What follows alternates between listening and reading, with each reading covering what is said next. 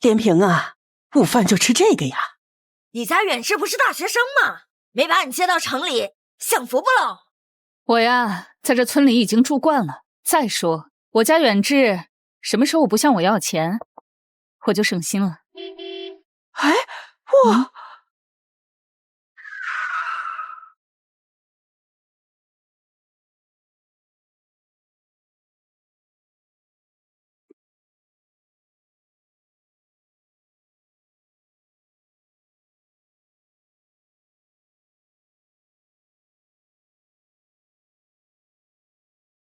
明龙集团海天鹰恭请传奇大人回归。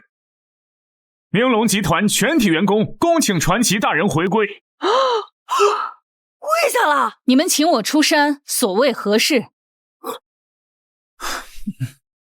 你们不说我也知道，你们为了平西与邻国商战而来。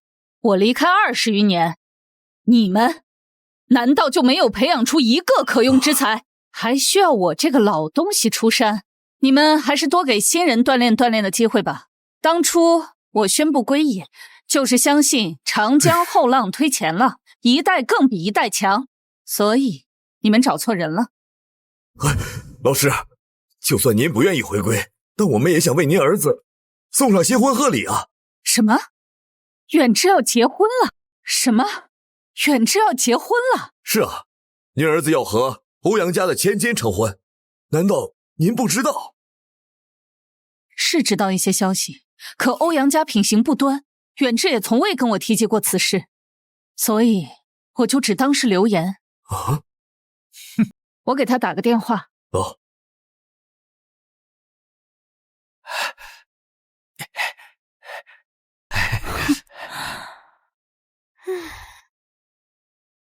啊？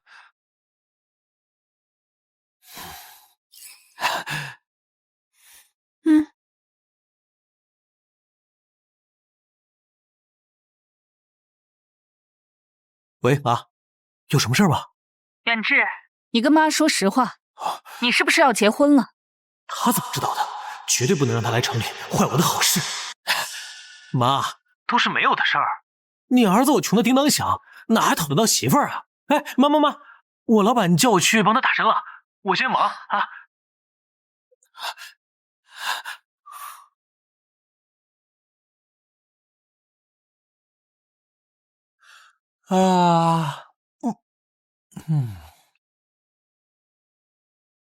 杜远志，你没爹没妈，养母还是个泥腿子，我愿意嫁给你，让你进明龙集团是你的福气。你以后啊，必须对我言听计从，不准再跟你那些穷亲戚来往，听到没？好，是老婆。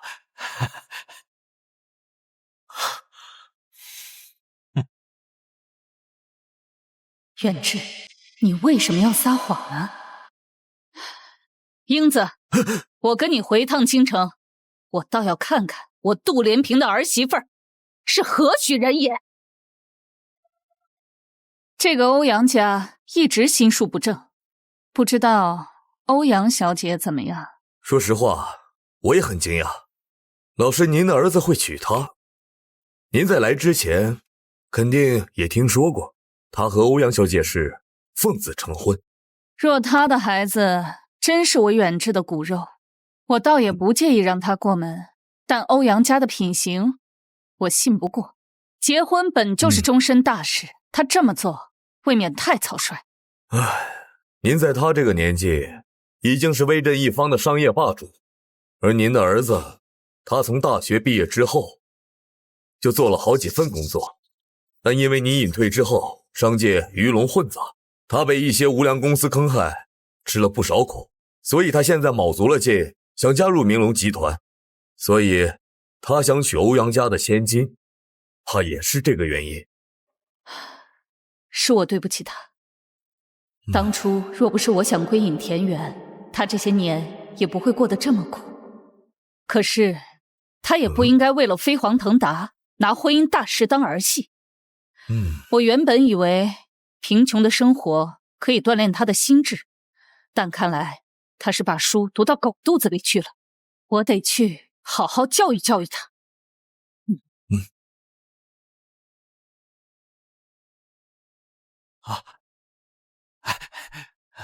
听说这个杜远志是借子上门，才做了欧阳家的女婿。这种没钱没势的乡下人，也只能靠这种手段攀高枝喽。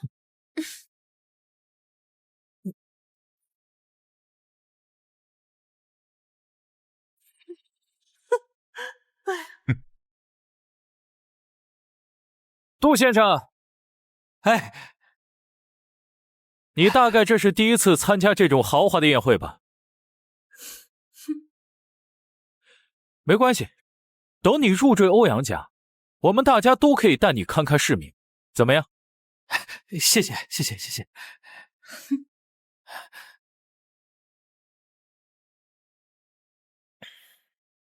杜连平，都怪你！要不是你又穷又没出息，我也不会被这么侮辱。等我借欧阳家的事，成为明龙集团的高管，我看他们还会不会瞧不起我？贵客到！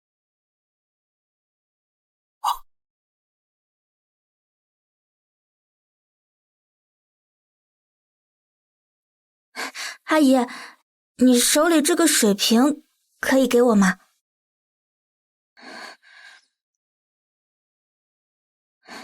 小姑娘，你这么小就出来工作，是家里遇到什么困难了吗？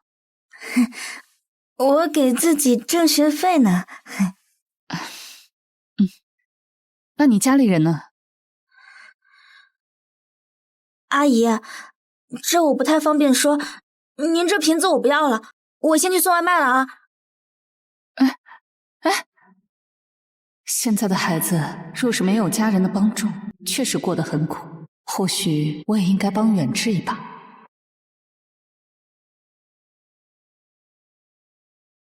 英子，我还是想帮远志的孩子一把。我要将我一半的股份转让给他，并且将他任命为明龙集团的副总经理。具体怎么做，由你来安排。是。儿子，妈妈来帮你了。贵客到！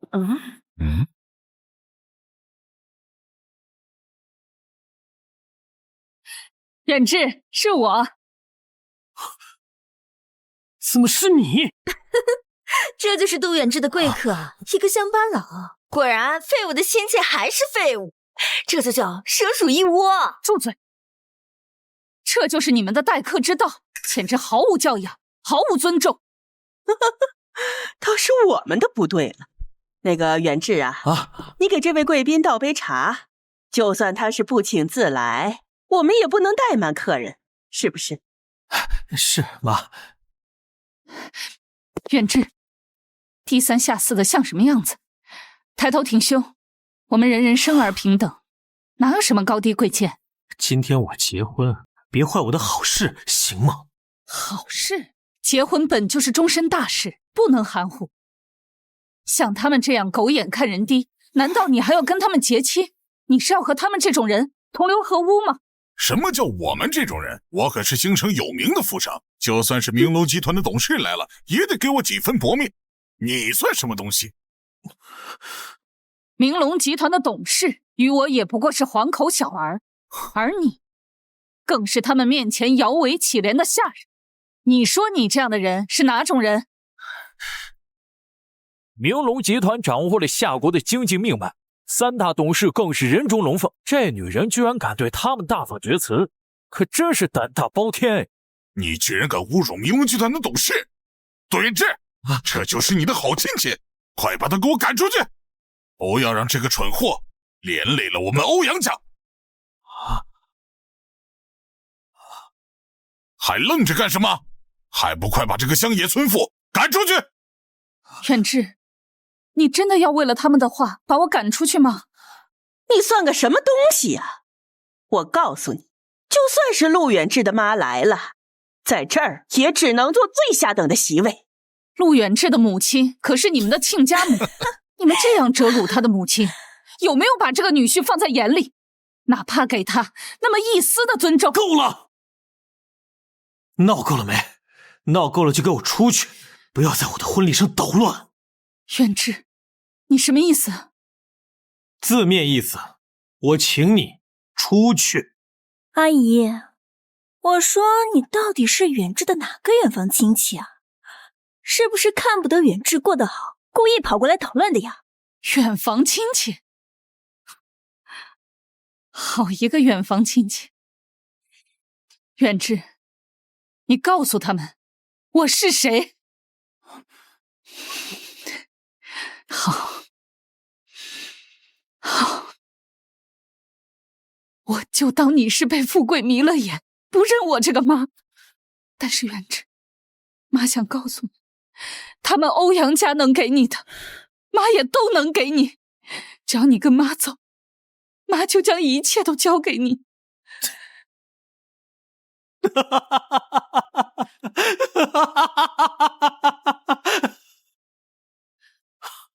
杜连平，我看你是失心疯了吧？你就是妄想自己有权有势，能让我一步登天。我和你在一起生活了20多年，我还不知道你就是个穷种地的吗？我会在这儿受尽侮辱，也全都是你的错。哦，我还当是谁呢？原来是我那个没见过的便宜婆婆啊！远志，要不你就跟你妈回去吧，这婚我们也不用结了。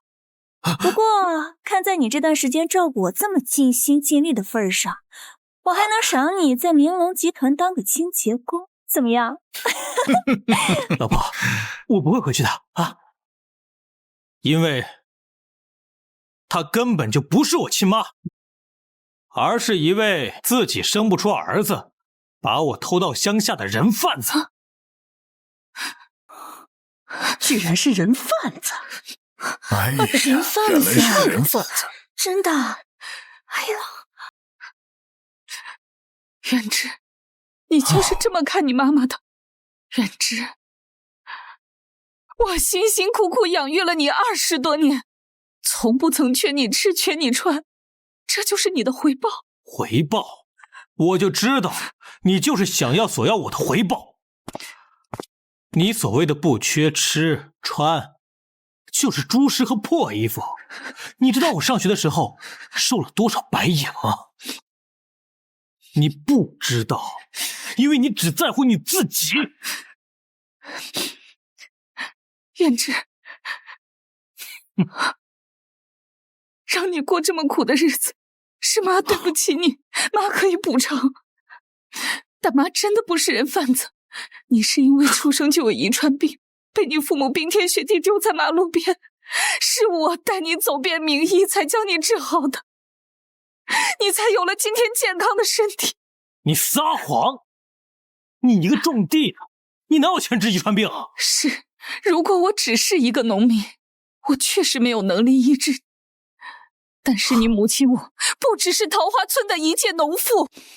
远志，如果你想知道我的真实身份，你跟我一起踏出这道门，你想要的一切我全都可以给你。来来回回就这么一句车轱辘话，远志，你说你妈是不是脑子有问题啊？她可是说你想要的她全都能给你。哎，远志，你是想跟着她回去种地呢，还是破大粪啊？我在来之前还对欧阳家的千金心存幻想，以为傣族也许能出好笋，原来你也只是一个看不起农民的狭隘之辈。杜远志，你看他什么态度？保家是我们捧在手心里长大的，你也是承诺过不会让他受到半点委屈，我们才会放心的将他嫁给你。可现在他都骑在你老婆头上欺负他了，还不赶紧把这个泼妇给我赶出去！远志，你真的要为了一个不爱你的女人，为了那些身外的黄白之物，放弃养育了你20年的母亲吗？你发烧的时候，是我连夜把你背到医院；你学习成绩不理想，是我请最好的老师给你补习；你吃不惯学校的食堂，是我搬到学校门口给你做饭。这些你都忘了吗？这就是你所谓对她的好，这本就是个母亲该做的事，你却用这些小恩小惠道德绑架。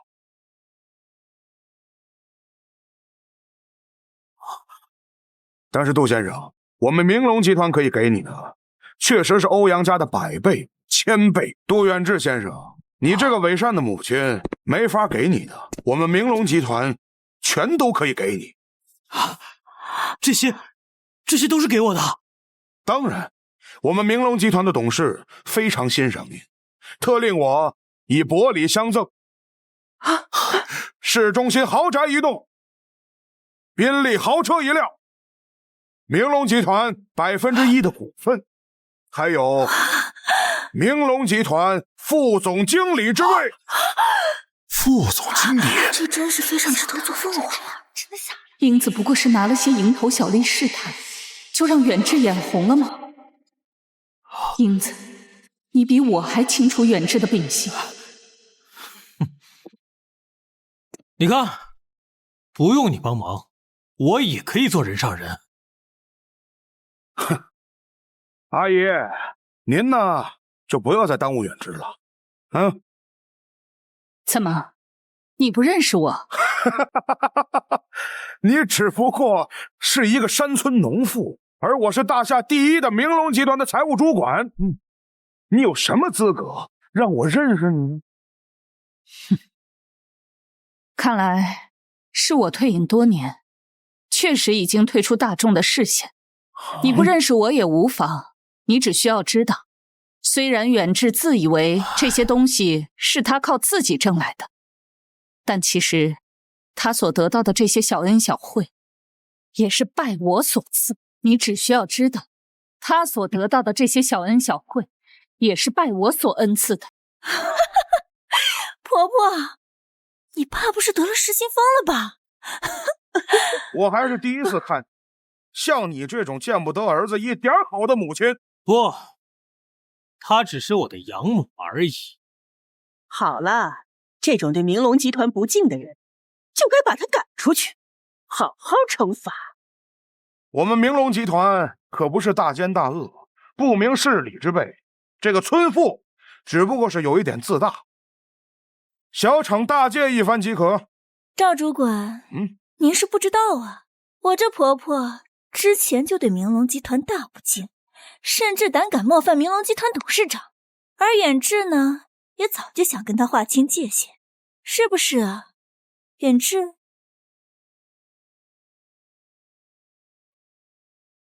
大胆村妇，竟敢侮辱我明龙集团的董事！我们集团的秘书张鹏先生正在赶来的路上，如果他知道这件事了，我们所有的人会因为你而遭殃。到时候，就算是杜远志受到了董事的赏识，那也无济于事。哎，居然这么严重啊！那远志啊，赶紧快把他赶出去！不仅如此，敢对明龙集团的董事不敬，就应该当众下跪，向3位董事磕头道歉。杜远志，既然你跟他划清了界限，就请你动手吧。妈，我从小在农村长大，城里的孩子都会英语，我却张不了嘴。我好不容易赶上他们，但那年临时通知考体育，我没时间复读，只能去读普通高中。我千辛万苦考上大学，毕业之后我却还是找不到一份好的工作。妈，看在儿子我如今苦尽甘来的份上，不要再闹了，好吗？远志，都是妈妈不好，千错万错都是我的错，让妈妈好好弥补你好不好？你跟妈妈走，妈妈发誓，我能给你的远远不止这些。所以你的意思是，你一定要和我作对了？不是，我不是。为什么？为什么你非要在我婚礼上捣乱，还要说那些大话？是你看不起这个，那个你也看不起。如果你要真的有那些东西，你为什么不早点拿出来？啊！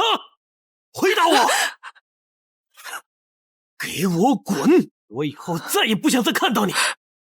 从今往后，我就是欧阳家的乘龙快婿，明龙集团的副总。这样一个不明事理的母亲，配不上我。我们从此划清界限，人断一绝。我可以走，但你的荣华富贵也会烟消云散。你确定吗？我说的这些，你都还不够明白吗？你给我滚！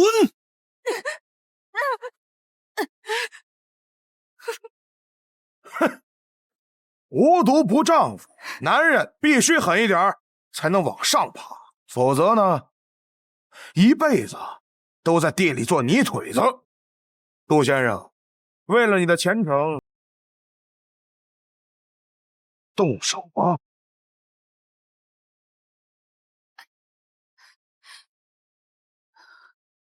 张鹏秘书马上就要到了，再不动手就来不及了。你们信不信？若你们今天让我在这里跪下道歉，等张鹏来了，遭殃的就是你们。大言不惭呢！难不成张鹏秘书还站在你这边吗？多行不义必自毙。赵金波，明明你也出身底层，父母都是工厂的工人，怎么就生了你这么个拜高踩低的白眼狼？好女婿，还不快动手！你还不知道你这养母什么德行，她嘴里就没一句真话。再不动手，我们都得流落街头了。知道了。杜连平，你不仁，不要怪我不义，这是我这么多年来唯一一次成为人中龙凤的机会。如果你真的为我这个儿子好，你就好好跪下来认错吧。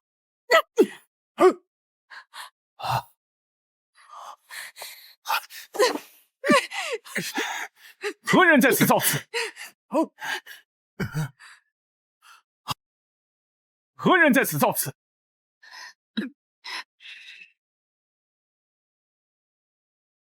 张秘书，您大驾光临，真是让我们的宴会蓬荜生辉。张秘书，是这个人，他居然敢对我们集团的董事不敬。就是他居然说，就算是三大董事，对他而言也不过是黄口小儿。哎，呸！这种话我可都说不出口啊！那你们倒是说说看，你们想怎么做？张秘书，对这种不知道天高地厚的垃圾，就应该扔在大街上，挂上牌子，对3位董事磕头认错。要是不够的话，我们可以让他跪到3位董事满意为止。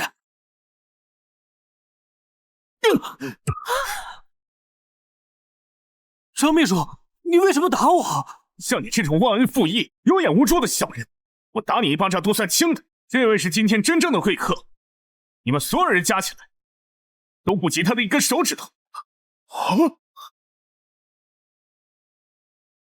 张鹏先生，之前大家都说你有什么君子之风，我也不知道我老公都做了什么，但你上来就莫名其妙的扇他一巴掌，你不像有什么君子之风吗？这里哪轮得上你说话？哼，赵金波，公司的制度被你吃进狗肚子了是吗？初代董事长上任时就要求我们为大夏的百姓服务，你不仅没做到，还在这逞威风，甚至还动了私刑。而杜远志，你目无法纪，像你这种小人就不配在我们明龙集团任职。我代表明龙集团收回赠送给杜远志的所有礼物，而杜远志的副总职位也一并收回。什么？凭什么？我是受到明龙集团董事的赏识，就算你是首席秘书长，也没有资格收回我的副总职位。所以你是在质疑我？对，我就是在质疑你。我既然已经得到任职，那我现在就是你的上级，我驳回你的决定，难道要和你商量吗？拿着鸡毛当令箭，简直不知所谓。他当然有权利，因为他这么做是我同意的。狗子坐轿不识抬举，捧他几句，真把自己当大人物了。这是有多看不得人家好，果然不是亲妈。杜连平，刚才给你的教训还不够吗？我看在你养我几年的份上，我可以饶你一命，但是你若继续跟明龙集团作对，小心你死无葬身之地。张鹏啊，你当真为了这个风雨人要和我们在场的所有人为敌吗？我再怎么样也是明龙集团的财务总管，欧阳家也是京城显赫的世家。杜先生更是集团未来的副总。你虽然背靠三大股东，终究也只不过是他们的奴才。你有什么资格在这里叫嚣？明明看不清形势，是你们。很快你们就会知道，你们到底得罪了什么样的人。杜远志，我们正式通知你，你的副总任命作废。不是。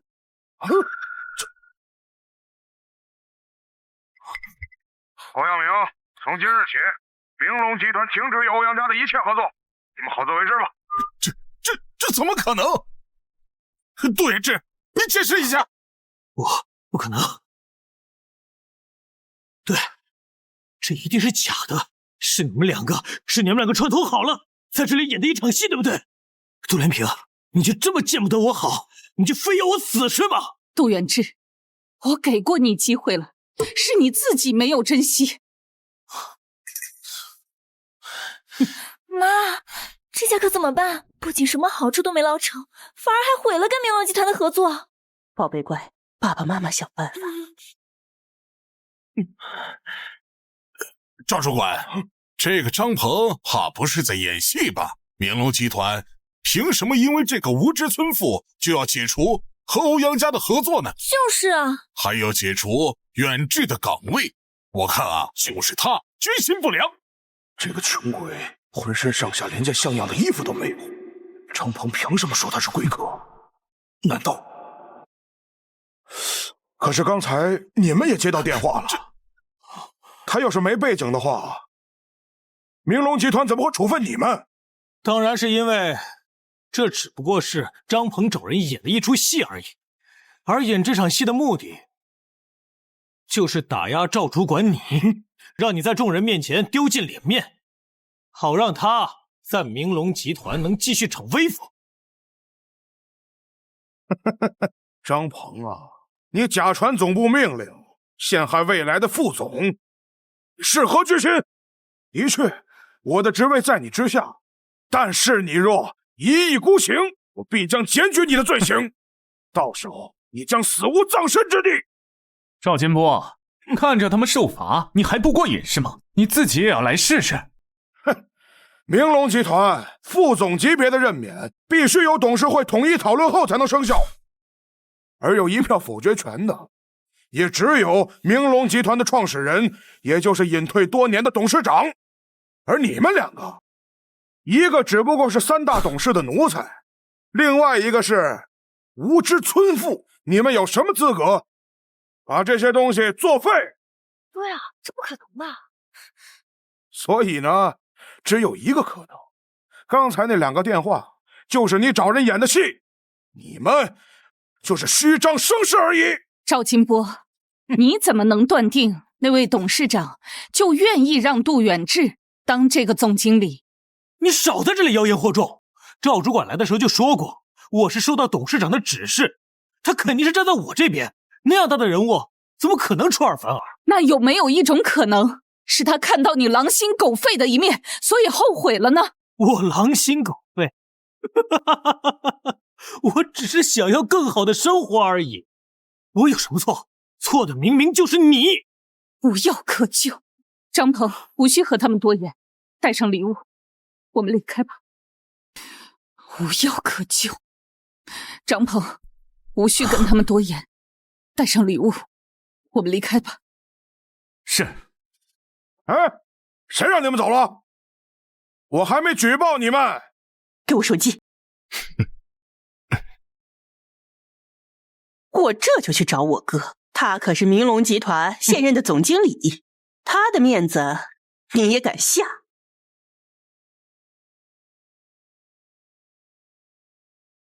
交代你的事儿都办好了吗？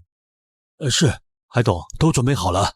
我保证那位贵客能得到最好的招待。记住，他可是我们明龙集团的董事长，也是我们3大董事的授业恩师，更是大夏的商业传奇。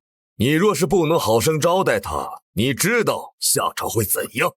是，我保证尽心尽力的。好了，我和另外2位董事还有事要谈，你先去现场验收吧。行，慢走。哥，那个张鹏质疑明龙集团董事会的决定。什么？还要擅自停止明龙集团和欧阳家的合作呢。好，我马上过来帮你们。文总，海董吩咐我将那位贵客的照片。哎，我还有其他事儿，这个以后再说。看是谁敢砸我，见我的！你们完了！原来欧阳家和明龙集团还有这层关系。看来张鹏秘书今天凶多吉少了。是啊，看来这次他们踢到铁板了。不过是个总经理，就让你们得意成这样，连明龙集团的总经理也不放在眼里，果真是乡野村夫，根本就不知道那位是如何权势滔天的存在。这位可是3大董事邀请的贵客。文建伟和他比起，自然是云泥之别。哼，是吗？张鹏秘书好大的官风啊，连我这个总经理都不放在眼里。我当然不把你放在眼里，我是隶属于董事会的秘书，直接向大董事汇报。你要是对我的做法有什么意见的话，可以直接向3位董事汇报，看看到时候是我先被开除，还是你先没了命。底层出身的家伙真是没有眼力劲儿。文家近10年来已经是京城第一世家。文总在明龙集团是3大股东之下第一股东，在京城翻手为云，覆手为雨。你们在他面前区区蝼蚁，区区蝼蚁也敢撼动巨树。老张，你年轻气盛，想为同是底层出身的人出头，我能理解。但是你要搞清楚，哪些人能得罪，哪些人不能得罪。你能从建明爬到现在的位置，足以让我高看你一眼。但是你要知道，这一切的灰飞烟灭，就在我们一念之间。那你的意思是，只要你有钱有势，即便你四体不勤，五谷不分，也是高贵的。而那些勤恳工作、努力上进的人，只因他们出身不好，就得比你低贱，是吗？话别说的那么难听，现实就是如此。难道这个道理你都不懂吗？没想到我退隐的这些年，京城已经被你们这些蛀虫腐蚀成这样。能凭一己之力改变京城，让寒门也能出贵子的，就只有我们明龙集团董事长。他老人家已经隐退，现在的京城是我们世家的天下。我等为文总马首是瞻。识时务者为俊杰。元志，你既然娶了保家，咱们就是一家人。你的副总经理之位做出，我以明龙集团总经理的位置给你做保。多谢舅舅。你敢？你来晚了，让我们好等知道吗？二哥，你怎么才来呢？作为歉意，到时老师的欢迎宴上，你可不能抢我风头哦。是，都是我的错。那事不宜迟，我们抓紧办正事吧。为了欢迎老师回归，我们3大董事在此，敬请明龙集团董事长之令，飞龙令。那个乡村野妇敢跟我叫板？文建伟，你知不知道他是什么身份？我劝你不要狗眼看人低，小心阴沟里翻船。他能是什么人物？一个种了几十年地的贱民而已，能面见文总，已经是他天大的荣幸了。张鹏，你只不过是3大董事的奴才，3大董事也不过是乡野出身。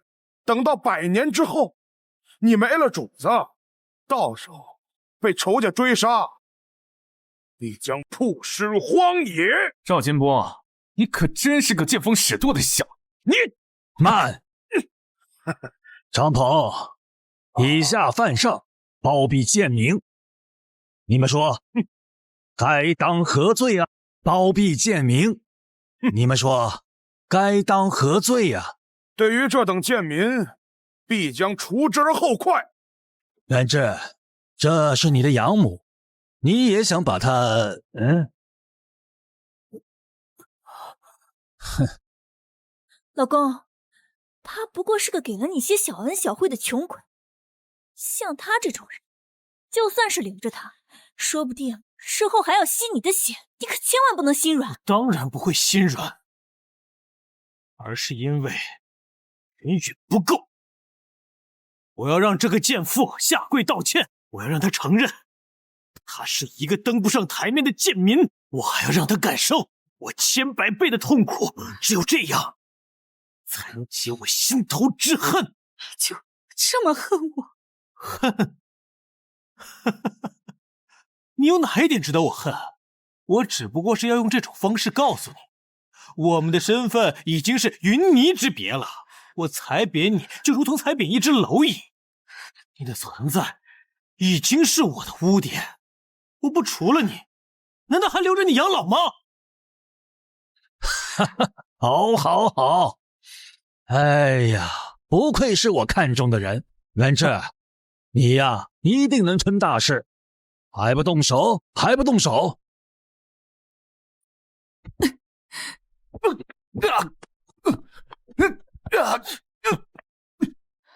兔连平，你还真是给脸不要脸啊！我本来准备给你个痛快，看来我只能……杜元志、文建伟，你们敢这么对他，你们会后悔的！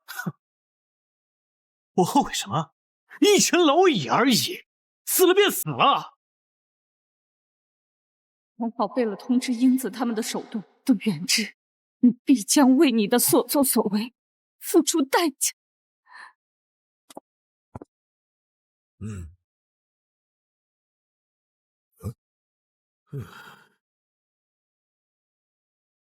喂，什么？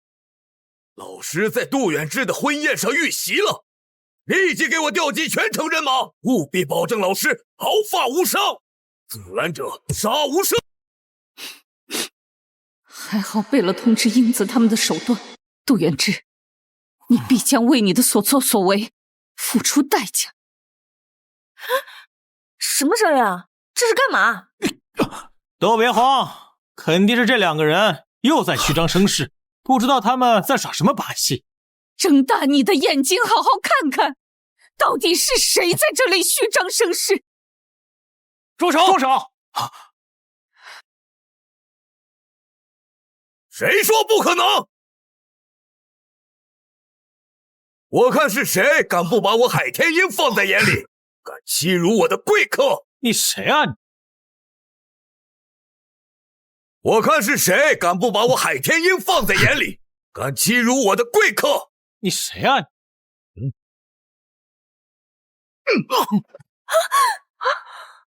混蛋！你竟敢打我！我打的就是你！目无尊长，捧高踩低，简直枉为人子！这就是海天鹰董事，明龙集团3大董事之一。什么？海董，你是不是搞错了？他就是个种地的，他还当众诋毁你们，怎么可能是你们的贵客？一定是张鹏，他欺上瞒下，他们一起骗了你啊！你在质疑我？海天鹰，你这什么意思啊？杜远志是我的侄子，你打他就是打我的脸。今天这个事儿，张鹏和这村妇也有错。要不咱们各退一步，就此作罢，如何？就此作罢？你们以为我老眼昏花，不知道你们在这做了什么勾当？你们一个个都仗着自己有几个臭钱，就欺凌弱小、目无法纪、无法无天。那又如何？我舅舅也是明龙集团的大董事，还是总经理呢。你凭什么罚他们？文总经理不是在京城一手遮天吗？怎么，现在也怕了？为3大董事，马首是瞻。翻脸比翻书还快。那好，文建伟，你多年来为了向上爬，不择手段，残害了不知多少青年才俊。如今董事会要惩罚你，你不得反抗，亦不得有任何异议。海董，是不是搞错了？她是我的养母啊！这20多年，她连桃花村都没有出去过，她怎么是你的大恩人呢？你还知道她是你的养母？那我实话告诉你，若是没有她，就没有今天的海天鹰，更没有今天的明龙集团和3大董事。什么？怎么会？赵金波，我记得你的父母是工人，他们下岗之后你的生活并不好，但董事长听说你勤恳刻苦，于是便着重培养了你。如今你就是这么回报他对你的栽培的。海总，是我错了，我也是鬼迷心窍。海总，我好不容易混到现在这个职位，我还要还房贷，我还有孩子在读书啊，海总。哎呦，文建伟，还有你，你看不起农民，看不起从底层爬上来的人，但是你别忘了，你的祖先曾经也是面朝黄土背朝天的农民，人哪有天生贵贱之分？所谓的门第之分，不过就是你们的偏见罢了。说得好，英子，我果然没有看错你。从今天起，撤去赵金波的职务，文建伟不配再做明龙集团的股东和总经理，并由今日起，你派遣至桃花村务农。你什么时候消除门第之见？什么时候才能回京城？快想想办法！你快想个办法呀！你都快恨死我舅舅了！这不可能，这不是真的，这不是真的！杜连平，你到底给海董下了什么迷魂汤？他是怎么看上你的？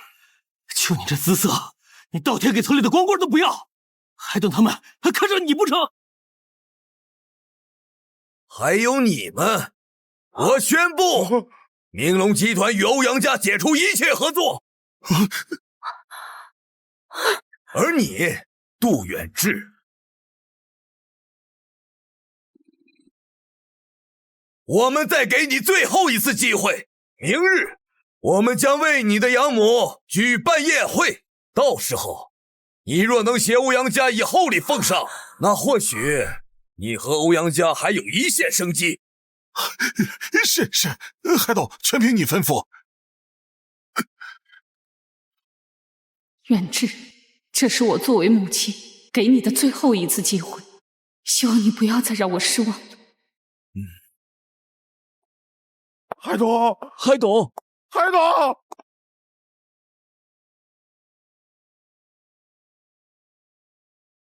哎，老师，学生王盛宴，学生风不动，拜见老师。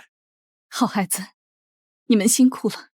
这些年你们一直在外奔波，拓展业务，牛药和外商周旋，而你则镇守集团，你们的辛苦我都看在眼里。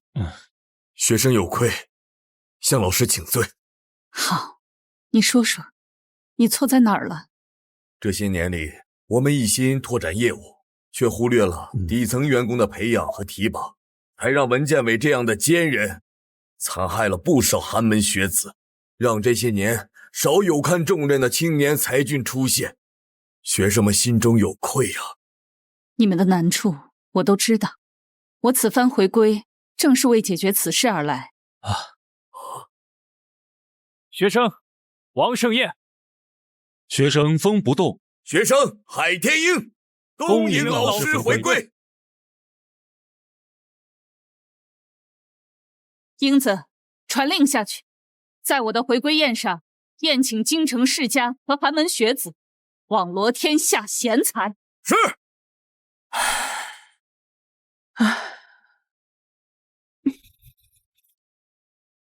杜远志，你那个贱货妈妈到底跟海董他们是什么关系啊？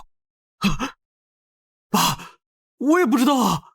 这20多年里，他连桃花村都没有出去过，我怎么知道他怎么认识海董的？要是早知道他和海天鹰有这层关系，我还用上赶着当别人孩子的爹。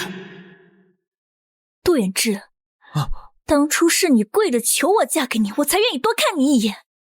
怎么，你现在是想反悔了吗？欧阳家的人还有用，我忍。怎么会呢，保家？我当然不会骗你啊！我只是在想，让我那个养母原谅我，我还得……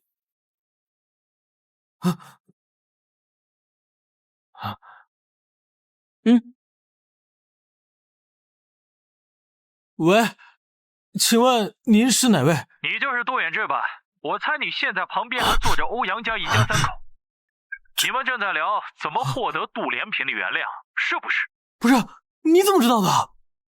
你不需要知道这些，我只告诉你，我有办法让欧阳家重回上流社会，还能让你们狠狠地报复杜连平，甚至是海天鹰。你们感兴趣吗？你们感兴趣吗？不是，我们凭什么相信你啊？哎，让他说，你说怎么让那群贱人付出代价？算你们识相，只要你们按照我说的做。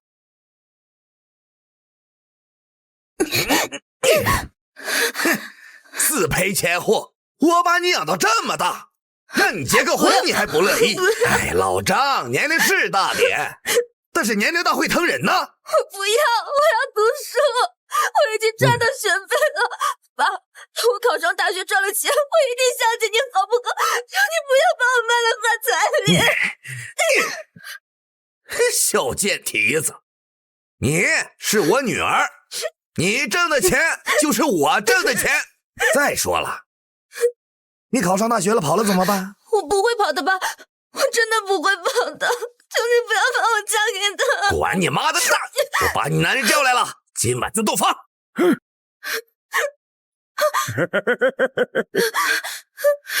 爸，不要。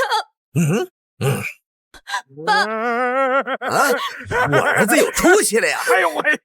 啊，我媳妇跑了，跑了！快追！陆远之，你要送的礼呢？张秘书，你不要急嘛，我当然给母亲送了一份大礼，稍后就来，我保证给诸位一个大惊喜。倒是你，别拦着我了，耽误了送礼物的时间，到时候10个脑袋都不够你掉。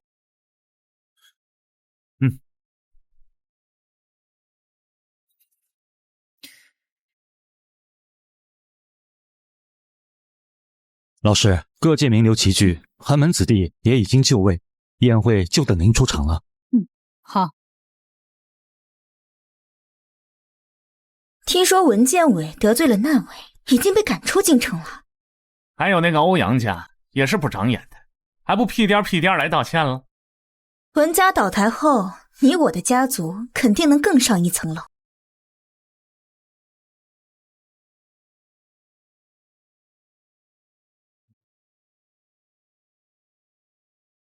难道他就是那位20年前创办了明龙集团，一手拉起了大夏国经济，创造不败神话的那位？听说那位后来隐退，将事业交给了3个学生，如今归来，肯定要掀起一番腥风血雨。我宣布，今晚的回归宴正式开始。杜连平，杜连平，宴会的主人都还没有到场，你一个只会中计的泥腿子是怎么有脸站在上面的？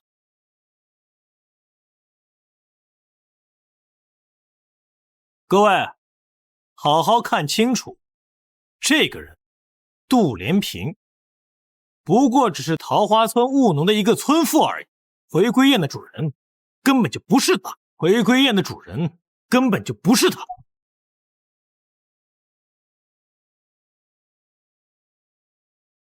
你个毒妇，你不知所谓。杜元志，我说了，你今天要带着欧阳家送上一份大礼，否则欧阳家将在京城被除名。你当我的话是耳旁风吗？杜连平，你还真以为我不知道你的底细吗？我知道，你不过就是仗着了对3大董事有恩，就先图报，扰乱传奇的回归宴。你就不怕3大董事降罪吗？我何罪之有？这宴会本就是为我而办。我说阿姨，您就别往自己脸上贴金了。你是什么人？别人可能不知道，这远志还能不知道吗？各位，大家都是社会名流，有一双火眼金睛，可千万不要被这个老女人给骗了。我看她那么有气势，还差点真的被她唬住了。还得多谢保家小姐，不然传奇的回归宴就要被这个不长眼的女人给毁了。哎，依我看，不如我们一起把这个扰乱秩序的女人赶出去，怎么样？赶赶出去！赶出去！赶出去！赶出去！赶出去！赶出去！赶出去！杜远志，我的好儿子，这就是你给我送上的大礼，这就是你向我道歉的诚意。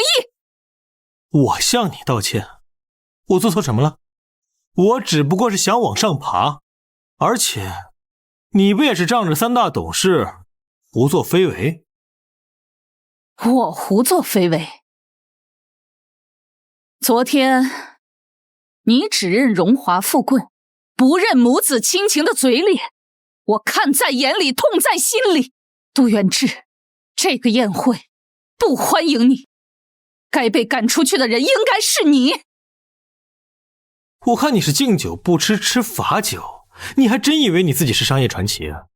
你不过就是个拐卖儿童畏罪潜逃的人贩子。杜远志，说话要讲证据。证据？证据就是我的亲生父母本就是城里的富商，但是你这个毒妇却拐走了我，让我给你杜家传宗接代。父母为了找我倾家荡产，熬白了头发。我的人生，杜连平，你要怎么赔？你这个儿啊，没想到你还活着！爸爸找的你好苦啊！求求你了，把我儿子还给我，把我儿子还给我！杜连平，这才是我送给你的大礼。我要让你这个人贩子身败名裂！我要让你这个人贩子身败名裂！我说过，你的父母是因为你的遗传病而抛弃你的，信不信由你。怎么可能？我可是男丁，我爸就算倾家荡产也会救我。爸，你说对不对？对，儿子，你是我们老姚家的香火，爸爸怎么会不救你呢？现在大家应该知道这是个多么蛇蝎心肠的女人吧？杜连平，我本来可以做城里的人上人，都是你心术不正把我拐走，我才只能做人人笑话的泥腿子。你这个恶毒的女人，毁了一个原本幸福的3口之家。我们不要跟这样的畜生废话，快点把他赶出去！赶出去！赶出去！赶出去！赶出去！赶出去！赶出去！赶出去！赶出去！干什么？你们在干什么？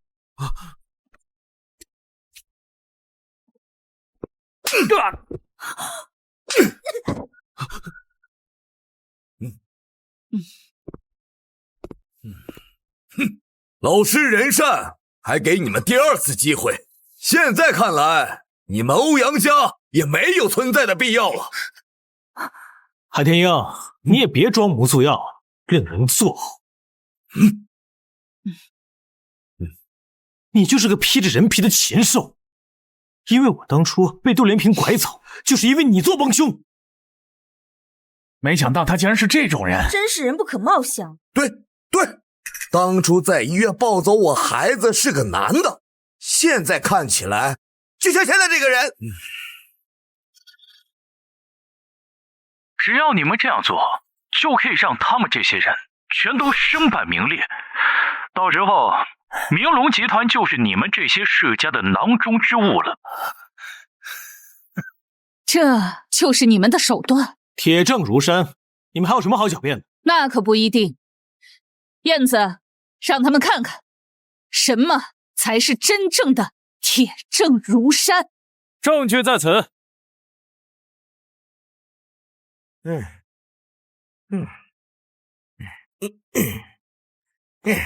都怪那个贱货肚子不争气，生一个有病的。医生说了，这孩子不治，最多活3年。我趁早扔了他，再生一个，我还节约几年饭钱。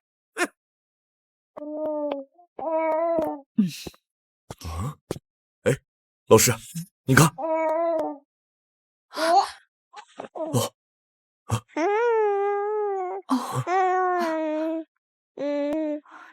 这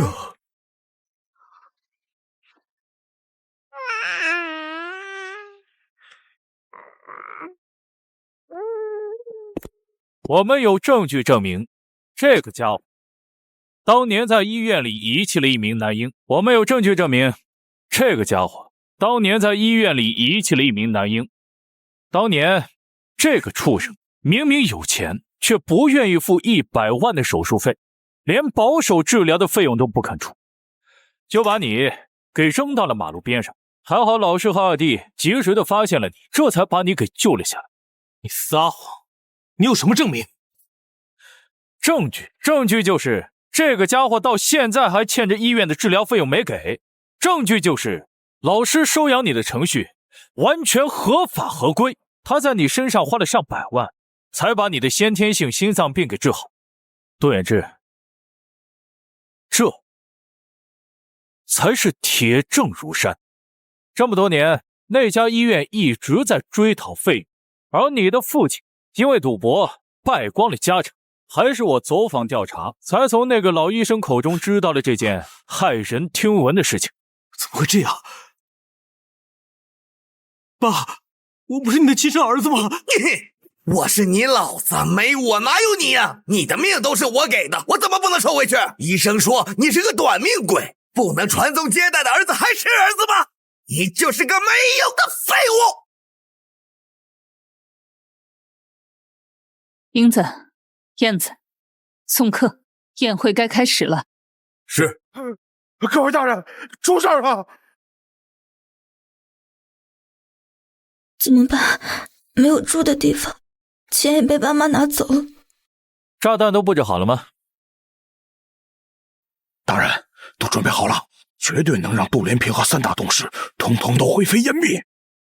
你做得很好，事成之后，你就是最大的功臣，天皇会记得你。愚蠢至极，谁会重用一个叛徒？得赶快告诉那些大人。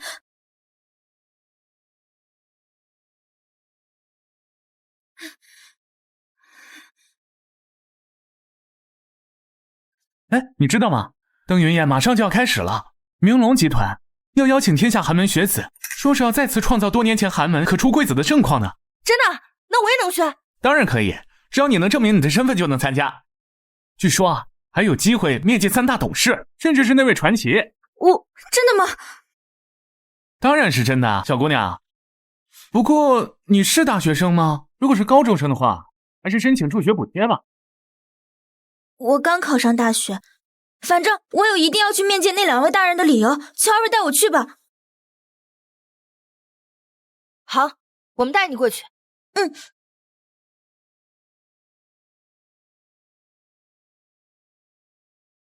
2位，你们先进去吧。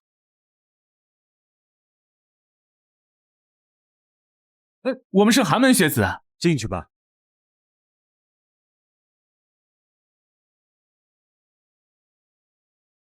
这位先生，我是一个普通的学生，但是我有很重要的事情要禀明3大董事，事关国家社稷，还望您成全。放手！我就是3大董事之一，风不动。有什么事直接跟我说吧。风先生，我听见敌国间谍在你们这栋楼里安装了炸弹。哼，你说我凭什么相信你啊？说不定你就是个敌国间谍，为了混淆视听，想引起恐慌吧。各位大人，出事了！出什么事了？出了点小问题，不过为了2位董事和杜女士的安全，还得请2位董事和杜女士从安全通道离开。到底是什么事？你最好说出个1、2、3来，要不然用军规来处置你。大人饶命啊！是封董事长让我过来带你们离开的，我只听见什么炸弹之类的，其余的什么也不知道。什么炸弹？那为什么不让我们出去啊？难道这炸弹是风不动放的？难道是明龙集团想要将我们这些京城世家一网打尽，好坐收渔翁之利？你们明龙集团口口声声说为大夏子民服务，难道我们京城世家就不是大夏的子民了吗？既然上天又给了我一次机会，那我怎么能不好好把握？原来你们明龙集团也不过是一群道貌岸然之辈。各位，我人微言轻，被这群人设计陷害，沦落至此也就算了。但是各位可都是京城的名门世家，怎么能轻易被这群小人给暗害？不如我们让这群小人自食其果，被自己埋下的炸弹给炸。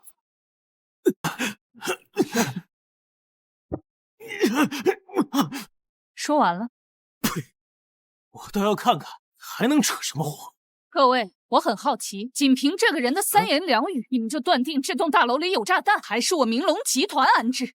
那我是不是可以质问？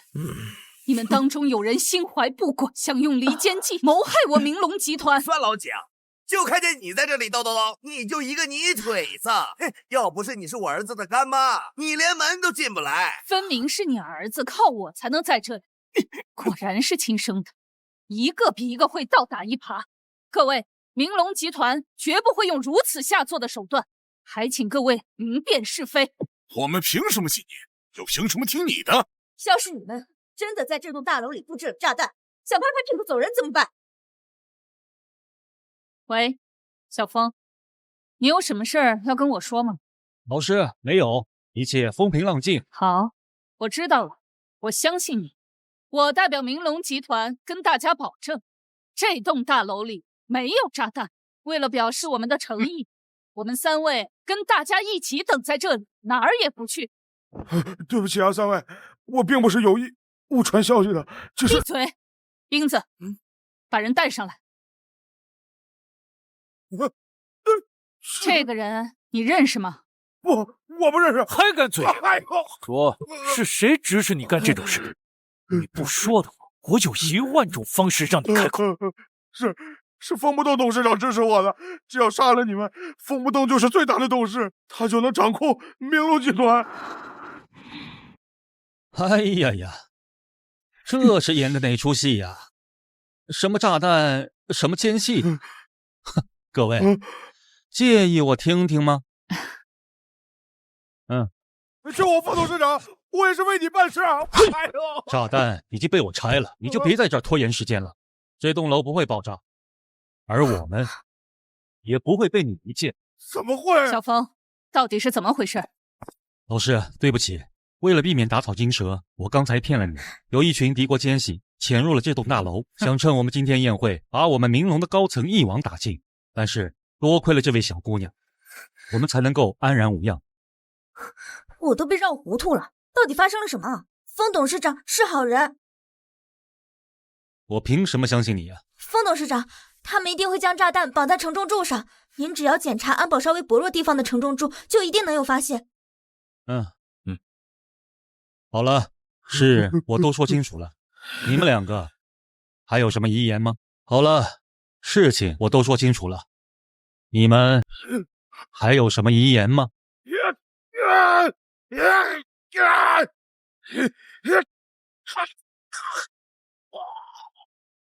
大人，他服毒自杀了。来出去吧。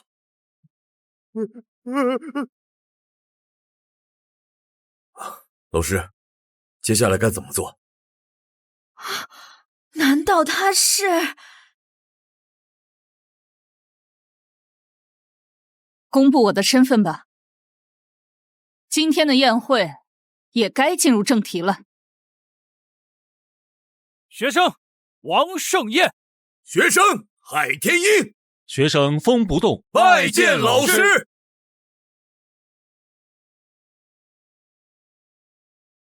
起！天啊，他居然就是明龙集团创始人兼董事长！传说他是万里挑一的商界奇才，能用一招奇策就让我大夏国商圈重回世界之巅。如今重回商界，一定是为了与敌国的商战而来。什么？他怎么可能是明龙集团的董事长？什么？他怎么可能是明龙集团的董事长？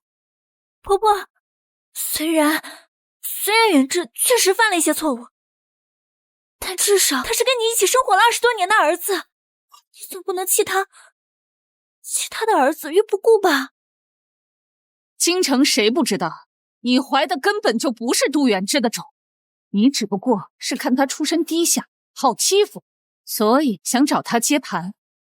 现在想用这个孩子打感情牌，哼，晚了。哪来的破鞋？一边去！杜董事长，我的儿子就是您的儿子，就是一家人呐，一家人相互扶持也就是应当的。一边去，看人下菜碟的狗东西，滚！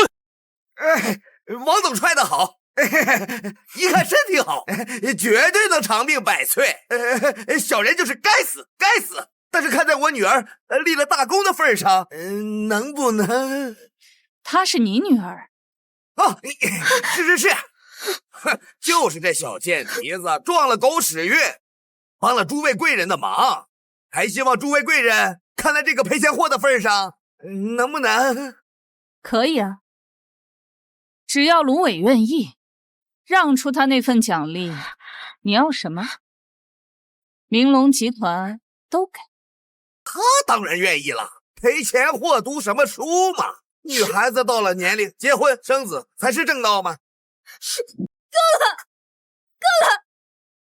这是我自己挣来的东西，凭什么要给你？你这孩子，我们生你养你到这么大，一点都不知道回报我们。生我养我，要不是因为你有病，生不出正常的儿子，你会留下我这个赔钱货？自从我能走路，你就逼我做事、洗衣、做饭，那要不是我做的，你还不让我读书，一分学费都不愿意出，甚至还从我身上偷钱。我从小到大的学费都是我自己挣的，可是都这样了，你还要把我卖给老头换彩礼，我真宁愿你不是我亲爸。那是你不能传宗接代。传宗接代？传宗接代有那么重要吗？现在你儿子回来了，让他去给你传宗接代。杜阿姨，我想求您帮我个忙，之前的奖励我不要了。我的好女儿，我就知道嘛。你想要什么？学费我可以自己挣，大学我可以自己考，但有一件事，只有您能帮我。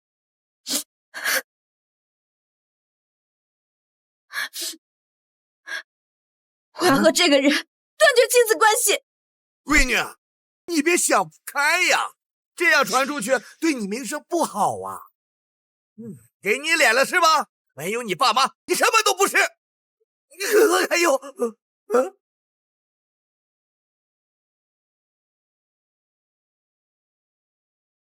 我年轻的时候，我父母也觉得我是女孩，不能传宗接代，早早的嫁人生子才是正道。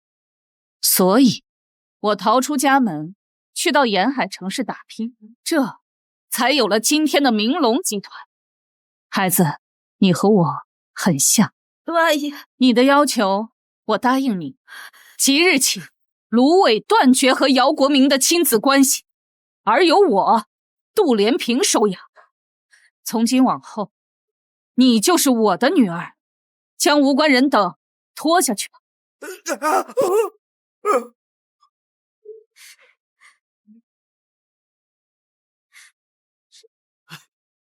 妹妹，我是哥哥呀！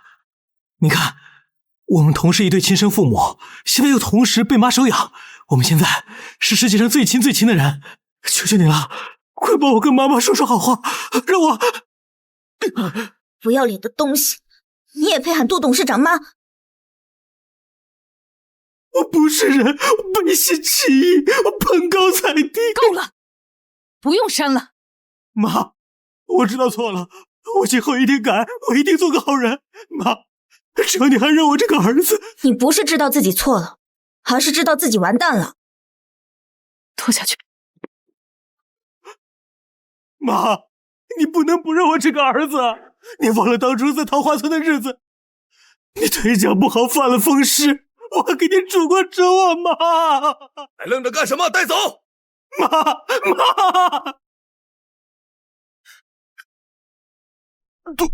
杜董事长，我们欧阳家3代为明龙集团服务，这没有功劳有口劳啊！只要你能原谅我们，我们可以把我们家族至宝奉上，你看怎么样？对呀，反正都是杜远志造的孽，对，这也不能全都怪在我们家头上吧？是啊，阿姨，至少我肚子里还有个小宝宝，他也是一条生命啊。是。既然如此，宴会进行到这个时候，是该进入主题了。难道是？我退隐的20余载里，京城看似繁华，这明龙集团的势力看似日渐壮大，但是居然没有一个能与敌国对垒的人才出现。这也是没有办法的事儿嘛。明龙集团呢，一直都喜欢提拔寒门子弟。是啊。但不巧，那些人就是些扶不上墙的烂泥。是啊。不知道有什么好提拔的。究其原因，我发现寒门学子若不像赵金波那样跟世家弟子勾结，将会惨遭杀害。而那些爬上高位的世家弟子，为了保护自己的地位不受影响，而构陷那些出身一般的学子。杜董事长，说话要讲证据。证据不就在这儿吗？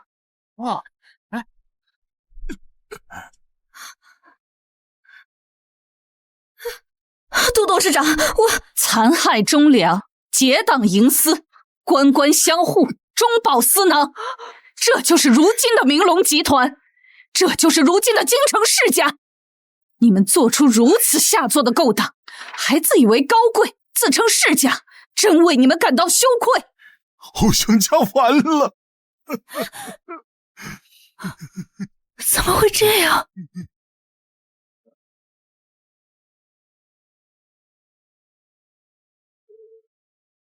不破不立，不将腐朽的根系铲除，又怎么给新的希望生长的空间？